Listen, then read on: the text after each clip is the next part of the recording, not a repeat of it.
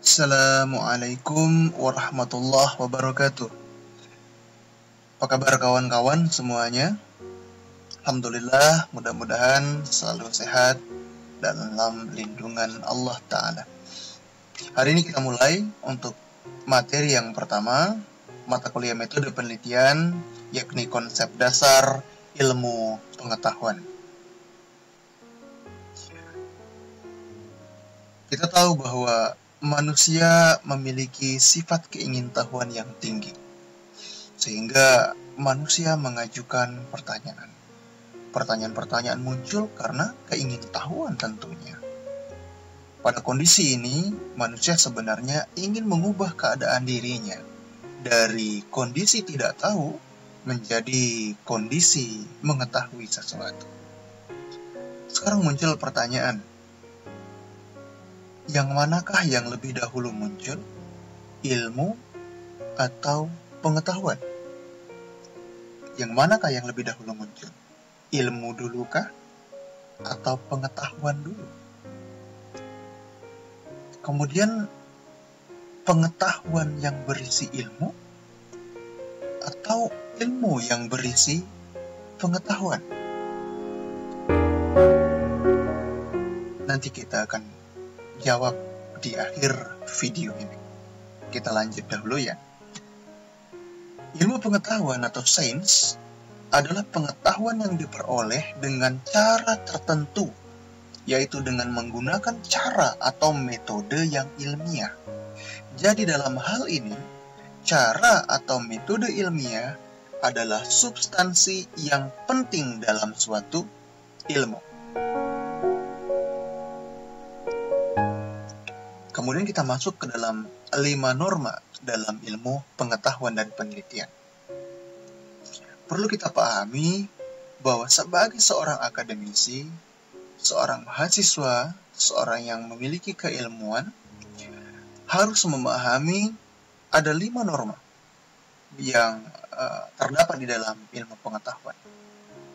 5 norma yang dimaksud, saya singkat dengan akronim ORDUSKA. Yang pertama, originalitas atau keaslian. Maksudnya adalah ilmu pengetahuan atau lebih spesifik lagi hasil penelitian haruslah memiliki unsur novelty. Ada unsur kebaruan di situ yang membuat penelitian kita menjadi original. Tanpa unsur kebaruan, maka penelitian kita hanya menyalin dari hasil penelitian-penelitian yang lainnya. Jadi apa unsur novelty dalam penelitian atau dalam ilmu pengetahuan? Itu adalah norma yang pertama. Norma yang kedua adalah detachment, yakni tanpa prasangka atau bias. Maksudnya ialah ketiadaan bias atau prasangka di dalam diri seorang peneliti ini sangat penting dalam melakukan studi atau penelitian. Apabila seorang peneliti meneliti dengan prasangka, tentu akan menghasilkan bias dari penelitian yang dia lakukan. Artinya apa? Seorang peneliti tidak boleh melakukan perkiraan-perkiraan yang tidak berdasar terhadap hasil yang akan dicapai tanpa melalui tahapan-tahapan penelitian yang ada. Kemudian yang ketiga, universality. Ini berlaku umum. Maksudnya apa? Dalam mempertahankan kebenaran ilmiah, seorang peneliti tidak boleh berdiri di atas pijakan lain selain tradisi ilmiah.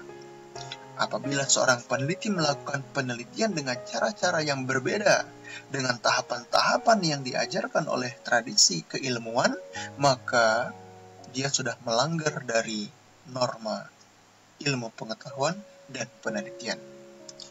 Kemudian yang keempat, skeptisisme atau skeptisisme, di mana setiap klaim kebenaran tidak hanya diterima sebagai sebuah kepercayaan, tetapi harus diuji. Oh, ini betul-betul sifat dari syariah atau sifat dari ilmu hukum.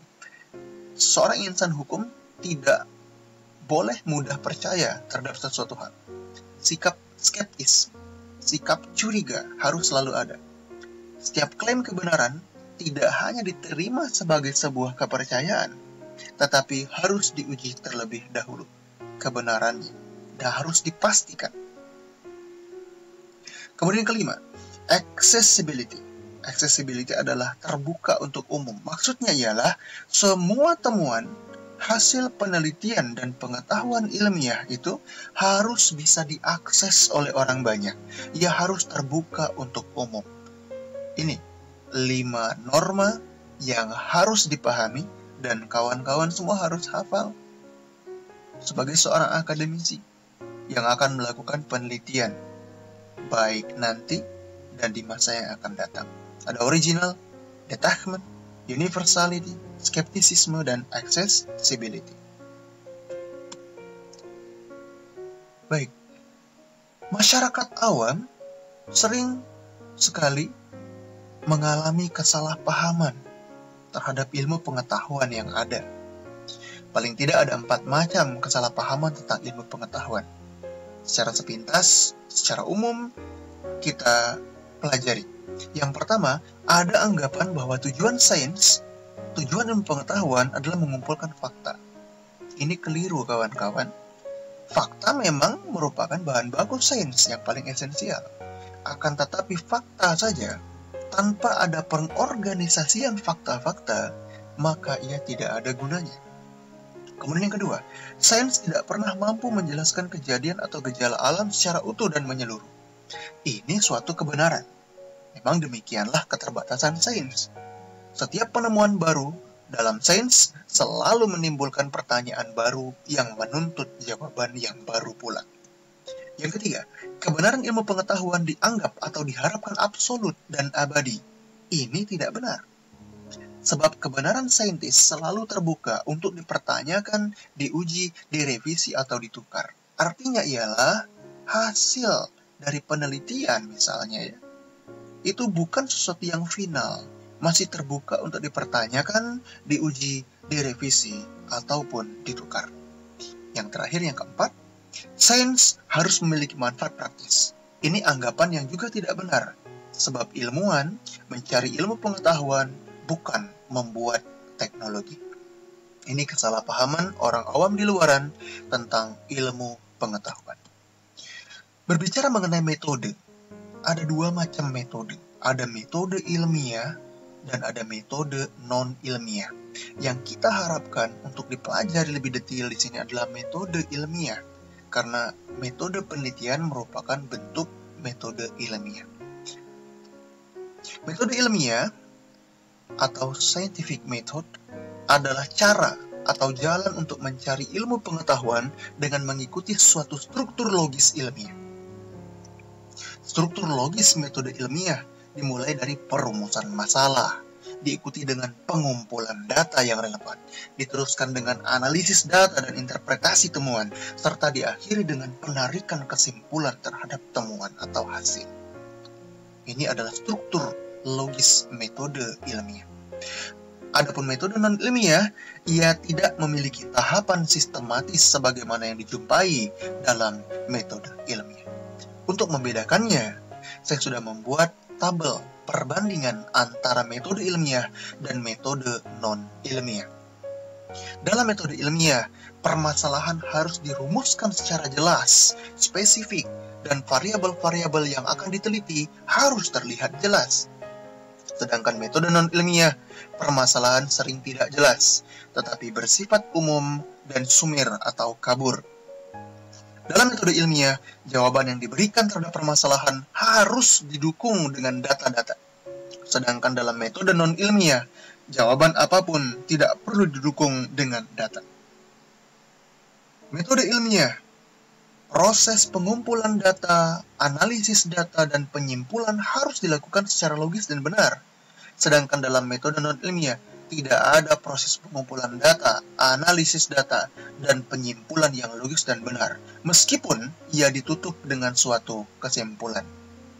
Kemudian dalam metode ilmiah, kesimpulan siap diuji oleh siapapun yang meragukan validitasnya. Sedangkan dalam metode non-ilmiah, pengujian terhadap kesimpulan boleh dilakukan atau tidak, tanpa membawa akibat yang berarti bagi kesimpulan yang pertama. Kemudian, dalam metode ilmiah hanya digunakan untuk mengkaji hal-hal yang dapat diamati, dapat diukur, dan bersifat empiris. Sedangkan metode non-ilmiah boleh saja digunakan untuk mengkaji hal apapun, termasuk yang paling misterius, supranatural, dan dogmatis. Penelitian hukum masuk ke dalam penelitian yang menggunakan metode ilmiah, di mana permasalahan harus dirumuskan secara jelas, spesifik, dan variabel-variabel yang terlihat jelas. Selanjutnya, jawaban yang diberikan terhadap permasalahan harus didukung dengan data-data yang akurat. Proses pengumpulan data, analisis data, dan penyimpulan harus dilakukan dengan logis dan benar. Kemudian kesimpulannya harus diuji, harus siap untuk diuji, harus tahan uji oleh siapapun yang meragukan validitasnya. Kemudian, penelitian hukum juga bisa digunakan dalam mengkaji sesuatu yang dapat diamati, dapat diukur, dan bersifat empiris. Ini adalah tabel perbandingan, sehingga kita bisa membedakan antara penelitian ilmiah atau tidak ilmiah.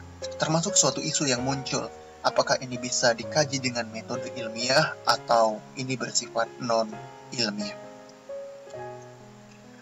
Kemudian yang terakhir dalam kajian ini adalah pengertian metode penelitian, yaitu mata kuliah yang kita pelajari hari ini. Metode penelitian adalah suatu cara teratur yang digunakan untuk melaksanakan sesuatu pekerjaan agar tercapai semua tujuan penelitian yang dikehendaki. Dengan kata lain, metode penelitian merupakan cara kerja bersistem yang digunakan untuk memudahkan pelaksanaan penelitian guna mencapai tujuan yang ditentukan.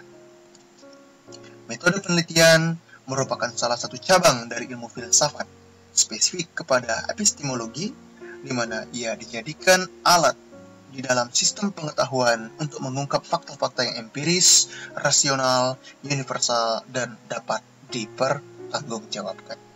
Akhirnya, kesimpulan untuk perkuliahan kita yang pertama ini adalah A. Ilmu pengetahuan atau sains adalah pengetahuan yang diperoleh dengan cara tertentu, yaitu dengan menggunakan cara atau metode ilmiah. Jadi dalam hal ini, cara atau metode ilmiah adalah substansi yang penting dalam suatu ilmu pengetahuan dan penelitian. B.